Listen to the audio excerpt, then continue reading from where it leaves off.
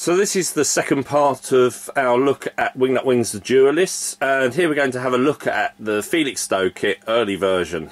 And I say this is the huge box. We've already seen this before. Wonderful artwork. Let's get straight into the Felixstowe. Now there's no other way to put this. This is a big kit. I'm going to actually struggle to fit all of the plastic parts onto the A4 pad I normally use, so I do apologise for the fact that you guys see quite a bit of carpet in the background here. This is the main fuselage and the beaching trolley. The beaching trolley is really nicely done. As you can see the see-through effect through the wooden slats, and really going to be an effective way of displaying this rather large model. And here we have the majority of the internals. As you would expect, a fully detailed interior, and I do mean fully detailed. Now, one thing that did surprise me is the parts count. This is a very detailed kit, but the parts count is relatively low at 390 parts. I've built tanks that have got 900 parts in them, so how they managed to pack all this detail into so few is quite amazing. You do have quite a few moulding pins which will need to be removed, especially around these stringers. That's just basically so you can get this lovely detail, but nothing too complicated. Actually, internally the kit looks like a very, very easy build.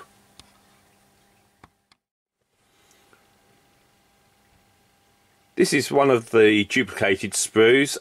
It provides some details for the beaching trolley, the very large propellers over on the right hand side, exhaust system and the struts. I say really beautiful. You never find a flaw or flash or anything like that on a Wingnuts wing kit. They are always beautifully produced. One thing that I forgot to show when I was showing this sprue was the exhausts. They have been slide moulded, so you have got the ends realistically drilled out. Now, up to this point, the model doesn't look that large. I will say the fuselage was originally surprisingly short, but this is how where we start to get an idea of exactly how bonkers this kit is going to be. Because if we look at the ailerons at the top, the wingspan on these is not far short of the lower wing of some of the single-seat fighters. They are quite large. Just give you an idea, my finger for scale. They are big pieces of plastic, beautifully moulded and very, very thin trailing edges. Really well done. And this is the one we've all been waiting for, the wings. Now, I will say that when this kit was first announced, they told us that the outer wing panels were removable. When you view the instructions online, it doesn't really clearly show how this is achieved, but this photograph does reveal at least part of the answer.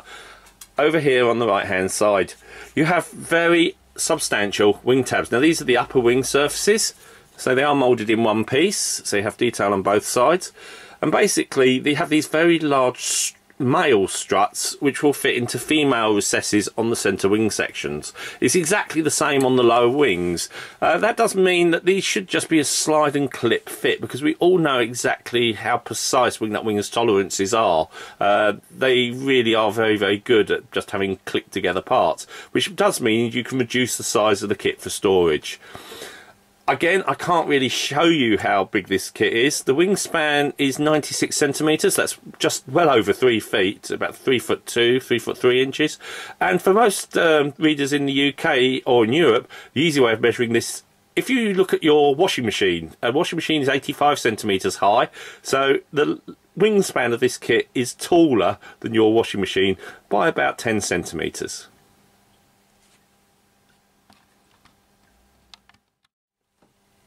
Now here we have the lower wing and the centre sections.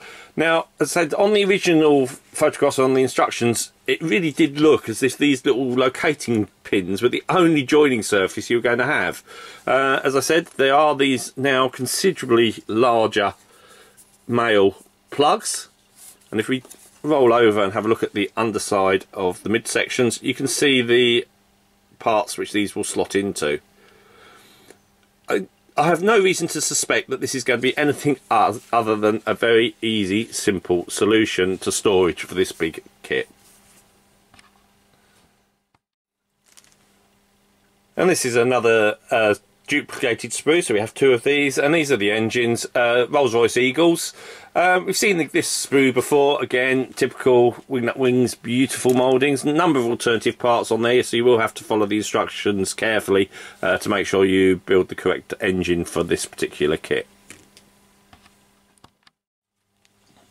This is another duplicated sprue. You do actually get 2 tail planes because of the duplication, but again this provides you with alternative propellers and all tailplane sections. Now note here this very large stub. Again, this is the same male female that we saw on the wings. Not designed to be removed this time, but it should make for a very positive alignment of the kit parts. Now one thing I did notice here is on the tailplane, this injection pin mark here is slightly raised, so you might want to sand that back before you fit it onto the kit, just to avoid any chance of it fouling.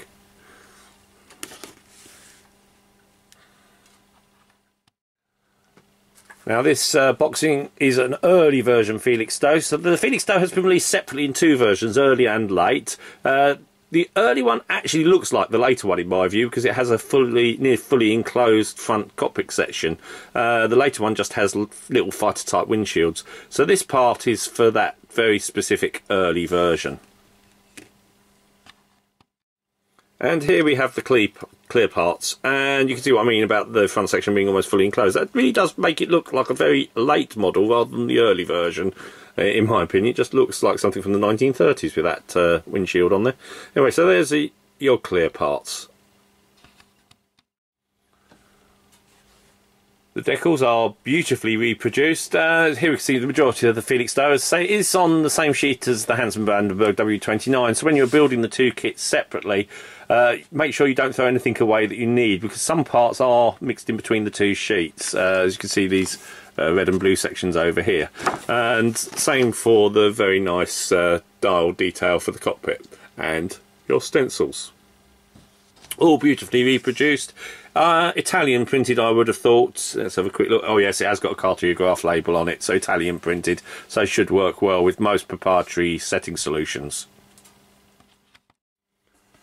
Now in this twin boxing we have the Hansa Brandenberg, which we've already looked at in part 1, and the Felixstowe. Now the Felixstowe is mainly known for those very, very attractive colour schemes seen at the very end of the war. Lots of geometric patterns. This one is a bit more of a plain example, but very interesting. At first I wasn't that keen, but the more I've looked at it, you've got a lot of different colours on there, combined with some very nice plywood detail along the fuselage sides, which will be a bit of a challenge to reproduce. So actually I'm now coming round to this one a little bit more than the jazzy geometric designs. Now you can view the instructions online, but I'm going to cover these in quite detail because they are just simply wonderful. This is a relatively simple kit in the number of parts, but simple does not equate to not detailed. It is wonderfully detailed. Everything all the way through the fuselage is done.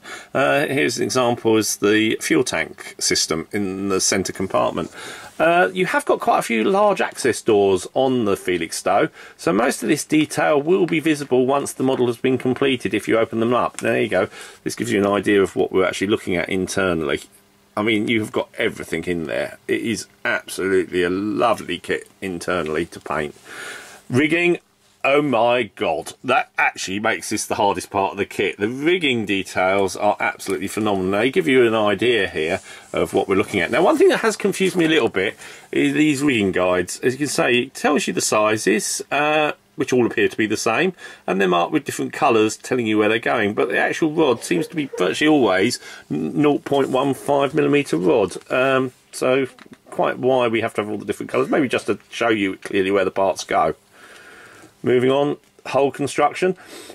Surprisingly, as I say, I wasn't that impressed with the size of the kit. I knew it was big, but the hull isn't that large. It is the wings that make it a big kit, and they are immense.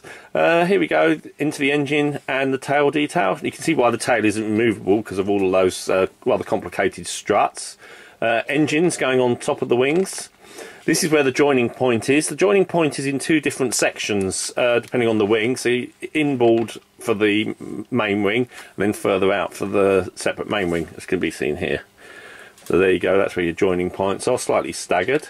Again, full detail. Rigging this is going to be a time consuming, very, very time consuming. Not my favourite task at the best of times, but you know, these instructions really do guide you through the process very explicitly. I mentioned this before, the after action report and the photographs from the actual shooting down of this Felixstowe by 5 Hansa Brandenberg W29s. Here we go, more rigging, real detailed rigging guide showing you everything you need to rig this kit to the max. I'll say I'm probably going to simplify it slightly. Actually, I'll just go quickly back to that. Etched brass. Here we have some mounting. These yellow parts are actually provided in etched brass, so they're splitters, so where a single cable is converted into 2 cables. They are actually supplied on the etched brass sheet. And there's the colour scheme. Now, I've mentioned I actually have come around to this colour scheme. At first I wasn't so sure. I did like the jazzy ones, but looking at this, it's actually quite complex. It's got quite a lot of detail in there to paint and will look very attractive when finished. Doesn't really give you an idea of just the sheer enormity of the model.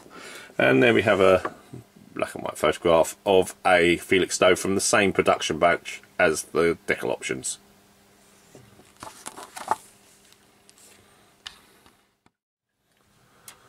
So I hope you've enjoyed my look at the Duellists Wingnut Wings latest kit, the Felixstowe and Hansa Brandenberg W29. I say this is the second Duellist kit, or as I still refer to them, dogfight doubles, harking back to my youth and the Airfix days. A stunning kit, quality first rate, really you can't fault this. Price, it is going to be an expensive kit. This was never going to be cheap. In the UK, this retails for around about £350 from a couple of retailers who've brought them into the country. It is cheaper if you order them in from Wingnut Wings direct, because they offer free postage, and even if you did get stung by the customs for the value added tax in the UK, it will still be cheaper by £30 to £40 to order it direct from the manufacturer's own website. Really, that comes down to the individual modeler, should they wish to do that, or just make the easy option and go to a local retailer to purchase this kit. I'd like to thank Richard Alexander from Wingnut Wings for supplying this. It is just jaw-dropping, it really is.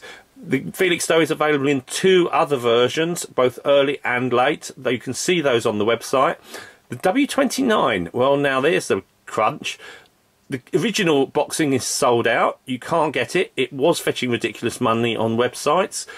This is, as far as we know, the only way you will get a W29 for the foreseeable future is by buying this edition. And the Duellist editions do tend to sell out quite quick. They're not made in massive quantities due to their higher price. So if you want this boxing, even if you just want the W29, it might be worth just investing in it. W29 on its own was selling more on auction sites than this boxing actually costs from the manufacturer.